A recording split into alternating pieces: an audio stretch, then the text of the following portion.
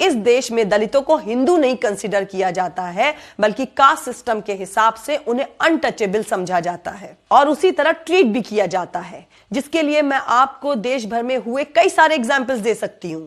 जैसे कि एक दलित को अपनी जान से सिर्फ इसलिए हाथ धोना पड़ा क्योंकि वो ऊंची जाति वालों के सामने कुर्सी पर बैठकर खाना खा रहा था। अब मैं आपको दूसरा एग्जाम्पल देती हूं। हमारे देश भारत में एक दलित का हाथ सिर्फ इसलिए काट दिया गया क्योंकि उसने अपने हाथ से एक ऊंची जाति के लोगों के कुत्ते को छुआ था। अब मैं आपको तीसरा और आखिरी एग्जाम्पल देती हूं। मैं इसको आखिरी इसलिए कह रही हूं क्योंकि इसके बाद आपको कोई दूसरा एग्जाम्पल जानने की जरूरत ही नहीं रहेगी, क्योंकि ये एक दलित सीएम के साथ हुआ है, ये एक दलित मुख्यमंत्री के साथ हुआ है।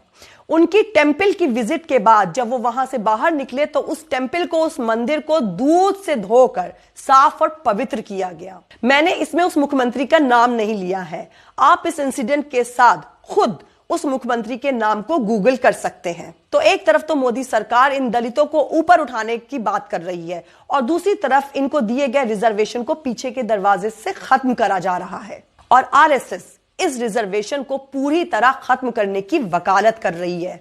मेरे हिसाब से अब आप लोग दलितों का इस देश भारत में क्या स्टेटस है ये तो समझ चुके होंगे। अब मैं आपको समझाती हूं कि मोदी जी की बहुमत में चल रही सरकार किस तरह गिराई जा सकती है या कैसे गिर सकती है। तो मुसलमानों, आदिवासियों और दलितों के साथ एनपीआर एनआरसी का इस्तेमाल करके किस तरह से जुल्म होने वाला है ये तो अब आप लोग समझ चुके हैं। अब इन लोगों के साथ ऐसा ना हो, इसकी जिम्मेदारी किसकी है? जाहिर सी बात है उनकी ही है, जिनको इन लोगों ने चुनकर लोकसभा भेजा है, यानी संसद में भेजा है। अगर हम इन चुने हुए सांसदों के आंकड़ों पर नजर डालें तो हम पाएंगे कि मोदी जी को प्रधानमंत्री की कुर्सी पर बैठाने के लिए इन्हीं चुने हुए दलित और वीकर सेक्शन के एमपीज का हाथ है। दोस्तों, इस वक्त प्रधानमंत्री के पास 303 एमपीज हैं और प्रधानमंत्री की कुर्सी पर बैठने के लिए तकरीबन 272 एमपीज के समर्थन की जरूरत होती है। लेकिन अगर दलित, वीकर सेक्शन और मुसलमान एमपीज जिन्होंने मोदी सरकार को समर्थन दे रखा है वो अगर रिजाइन कर दे तो मोदी सरकार गिर जाएगी। कैसे, मैं आपको अब ये समझाती हूं।